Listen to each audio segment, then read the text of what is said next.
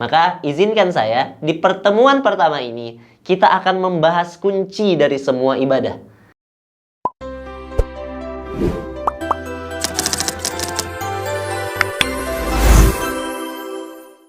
Bismillahirrahmanirrahim. Assalamualaikum warahmatullahi wabarakatuh. Alhamdulillah Rabbil Alamin. Wassalatu wassalamu ala asrafil anbiya wal mursalin Sayyidina Muhammadin wa ala alihi wa ashabihi wa man tabi'ahum bi ihsanin ila yaumiddin. Rabbi syrah li sadri wa yassir li amri wahlul 'uqdatam min lisani yafqahu qawli. Rabbana hab lana hukman wa alhiqna bis salihin. Rabbana anzil alaina ma'idatan minas sama'i takunu lana 'aidan li awwalina wa akhirina wa ayatan minka warzuqna wa anta khairur razikin. Alhamdulillah, bersyukur kita kepada Allah karena pada kesempatan hari ini kita masih diberikan kesempatan oleh Allah untuk banyak belajar hal-hal baru, mengenal agama ini, sehingga kita bisa memaksimalkan fungsi kita sebagai hamba. Seperti yang Allah sampaikan di dalam Quran, "Wa ma khalaqtul jinna wal insa illa liya'budun." Tidaklah diciptakan jin manusia, yaitu kita sendiri, kecuali hanya untuk beribadah kepada Allah. Cuman masalahnya ibadah ini ada cara, kaifiyat, tata caranya, sehingga kita perlu belajar untuk memahami syariat ini. Nah, untungnya luar biasanya pada kesempatan kali ini, pertemuan perdana ini, kita akan coba membahas bagaimana tata cara ibadah. Ibadah apa yang harus pertama kita bahas? Semua ibadah hanya akan Allah terima ketika kita datang kepada Allah dalam keadaan bersih, dalam keadaan suci, dalam keadaan sudah bersuci. Maka izinkan saya, di pertemuan pertama ini kita akan membahas kunci dari semua ibadah. Kita tahu bahwasanya ibadah hanya akan diterima dengan niat yang benar. Tapi ada juga hal lain yang menentukan. Apa itu? Keadaan tubuh kita sendiri. Apakah kita datang kepada Allah dalam keadaan suci ataupun dalam keadaan yang membawa kotoran? Sehingga pada pertemuan pertama ini kita akan coba membahas bab bersuci, bab toharoh. Toharoh nanti kita bagi menjadi dua. Yang pertama toharoh dengan air, yang kedua toharoh dengan debu. Maka pada kesempatan pertama ini kita akan coba membahas toharoh dengan air. Lebih tepatnya, lebih detailnya, kita akan coba membahas seputar bab berwudu. Nah, di dalam Al-Quran, Allah sendiri menjelaskan bagaimana tata cara berwudu. Nah, dan penjelasan dalam Al-Quran ini adalah wajib wudu. Jadi bagian-bagian yang wajib dalam berwudu. Maka Allah sampaikan di dalam Quran, tepatnya di dalam Quran surah kelima, yaitu Quran surah Al-Ma'idah, ayat ke-6. Allah Subhanahu wa ta'ala berfirman di dalam potongan ayatnya, "Idza qumtum ilas shalah faghsilu wujuhakum wa aydiyakum ilal maghafiq wamsahu bi ru'usikum wa arjulakum ilal ka'bain." Nah, itulah ayat yang Allah sampaikan tentang bagaimana tata cara berwudu. Baik, pada kesempatan hari ini kita akan coba bahas ayatnya lebih detail sehingga kita bisa menerapkannya dalam kehidupan keseharian kita sebelum sholat dan sebagainya. Kita akan coba bahas satu persatu potongan ayatnya.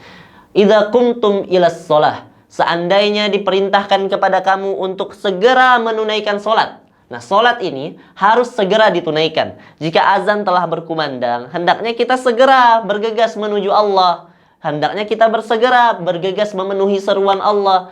Kenapa demikian? Kalaulah selama ini hidup kita penuh dengan masalah dan kita perlu pertolongan, Allah sudah tawarkan pertolongan, maka segeralah datang kepada Allah. Jangan sampai kita minta pertolongan, tapi ketika Allah panggil kita justru lambat-lambat, leha-leha, santai-santai. Ya Allah juga akan ngasih pertolongan dengan lambat dan santai. Maka ketika idza qumtum ilas shalah, apabila diperintahkan kepada kamu untuk segera menunaikan sholat, apa yang pertama dilakukan? Faghsilu wujuhakum. Kata Allah, faghsilu. Faghsilu dalam bahasa Arab itu satu akar dengan kata ghasala. Ghasala dalam bahasa Arab kalau kita artikan dengan kamus bahasa Indonesia itu artinya mandi. Mandi itu artinya menumpahkan air ke tubuh. Maka ketika Allah katakan faghsilu, tumpahkan air kemana? Faghsilu wujuhakum. Tumpahkan air ke wajah kalian. Nah, bagaimana caranya kalau kita mau menerapkan ayat ini? Caranya adalah begini. Kalau ayah bunda, jamaah sekalian pakai air keran atau pakai air di dalam bak mandi atau sebagainya, silahkan ditumpahkan airnya dari gayung atau dari keran, diambil, ditahan dengan cidukan tangan. Nah, air yang tertahan dalam cidukan tangan ini langsung tumpahkan ke wajah. Nah, langsung tumpahkan ke wajah. Lalu diratakan dengan usapan-usapan.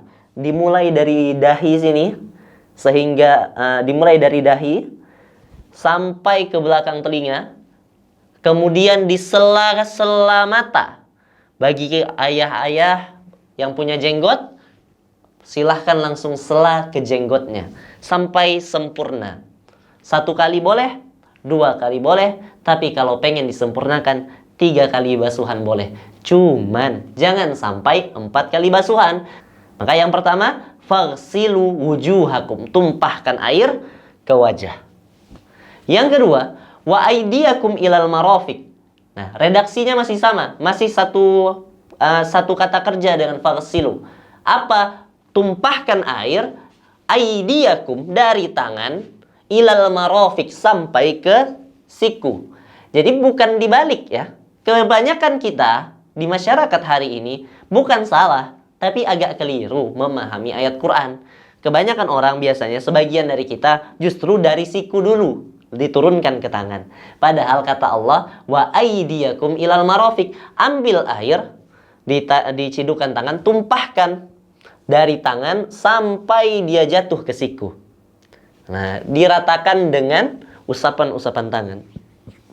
Dilakukan kanan dan kiri, dilakukan kanan dan kiri. Boleh 1 kali, boleh 2 kali. Seandainya jika masih ragu dan ingin menyempurnakan, boleh 3 kali. Yang ketiga, ayah bunda jamaah sekalian, Allah berfirman, wamsahu biru'usikum. Nah, sekarang redaksi perintahnya bukan lagi faghsilu, tapi wamsahu. Wamsahu itu mengusapkan tangan yang basah, mengusapkan bekas-bekas air.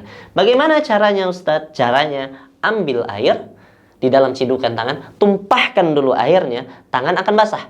Maka kemudian dari tangan basah itu usapkan ke kepala. Bagian mana yang harus diusap? Nanti ini akan ada perbedaan pendapat di dalam ilmu fikih. Nah, ada yang mengusap sebagian kepala diperbolehkan, ada yang boleh mengusap sampai seluruh kepala, bahkan ada yang membolehkan mengusap seluruh kepala bolak-balik sampai kembali ke telinga. Itu silahkan dipilih. Insya Allah semuanya bisa dipakai, insya Allah semuanya benar. Nah, tapi intinya, wamsahu biru'usikum, ambil air, tumpahkan, usapkan ke bagian kepala. Nah, yang terakhir, yang keempat, Allah mengatakan wa arjulakum ilal ka'bain. Nah, ini redaksinya kembali lagi ke faghsilu, yaitu tumpahkan air. Tumpahkan air kemana? Arjulakum ilal ka'bain. Tumpahkan air ke kaki sampai kedua mata kaki. Jadi airnya harus ditumpahkan ke kaki sampai kedua mata kaki. Tumpahkan di kaki sampai kedua mata kaki, habis itu diratakan dengan tangan. Boleh dilakukan sekali, boleh dilakukan 2 kali, boleh juga dilakukan 3 kali jika seandainya ingin menyempurnakan. Jadi 4 hal itu yang Allah sebutkan dalam Quran terkait wajib wudhu. Yang pertama, faghsilu wujuhakum, yaitu menumpahkan air ke wajah. Yang kedua, wa aydiyakum ilal marafiq, menumpahkan air, ingat, perhatikan, dari tangan sampai siku. Wamsahu biru'usikum, kemudian yang ketiga, mengusap kepala. Kemudian yang keempat, wa arjulakum ilal ka'bain, yaitu membasahi, menumpahkan air di kaki sampai dengan mata kaki, kemudian diratakan dengan tangan. Dan semua itu boleh dilakukan 1 kali, boleh dilakukan 2 kali. Kalau ingin disempurnakan, lakukan 3 kali. Nah, tapi tentu semua itu harus diawali dengan niat yang benar, yaitu niat untuk berwudu. Jangan sampai berwudu tapi tidak niat wudu, itu cuman basuh-basuh biasa. Maka pastikan ya, kita meniatkan seluruh ibadah kita pada niat-niat yang tepat karena Allah, dan melakukannya dengan syariat-syariat yang baik dan benar sesuai dengan yang diajarkan di dalam Quran dan yang disampaikan oleh Rasulullah SAW. Maka akan ada pertanyaan, Ustadz, telinga kapan? Ustadz, kumur-kumur di mana? Ustadz, tangan kapan cuci tangan? Nah, itu akan kita bahas di video berikutnya terkait sunnah-sunnah wudhu. Maka terus pantengin channel ini, terus pantengin platform ini. Maka terus pantengin dan terus ikuti kajian ini Pastikan ayah bunda jamaah sekalian tidak ketinggalan satu materi pun, sehingga nanti bisa mempraktekkan dan mengajarkannya kepada seluruh orang yang mungkin mau belajar, bahkan mempraktekkan dan mengajarkannya kepada anak-anak keturunan kita. Itu yang mungkin bisa saya sampaikan. Terima kasih banyak atas waktunya. Mohon maaf atas segala salah dan lupa. Sekian dari saya. Assalamualaikum warahmatullahi wabarakatuh. A'udzubillahiminasyaitonirrajim. Bismillahirrahmanirrahim. Assalamualaikum warahmatullahi wabarakatuh. Alhamdulillahirrabbilalamin. Allahumma sholli ala Muhammad wa ala ali sayyidina Muhammad. Teman-teman semuanya, setiap orang tuh merindukan surga. Tapi kalau pengen masuk surga sendirian itu sepertinya biasa. Bagaimana caranya kita masuk surga? Dengan cara mengajak orang lain juga untuk masuk surga. Nah, ada sebuah ide yang sangat menarik, yaitu mari surgakan Indonesia. Dengan cara seperti apa? Mendukung, mendoakan, berkontribusi, dan bergabung dalam gerakan SIDAK. Apa itu SIDAK? SIDAK artinya Selamatkan Indonesia dengan Al-Quran. Gerakan ini memiliki visi mencetak 23 juta penghafal Al-Quran, membangun 6.236 rumah Quran di 114 kawasan di seluruh Indonesia. Cukup dengan 10.000 saja per pekan, insya Allah dapat pahala penghafal Quran. Mari kita dukung program SIDAK Selamatkan Indonesia dengan Al-Quran, mencetak 23 juta penghafal Quran di seluruh Indonesia. Takbir! Allahu Akbar! Dicari 100 orang baik yang mau berdonasi 10.000 per minggu untuk sahabat yatim dan penghafal Al-Quran.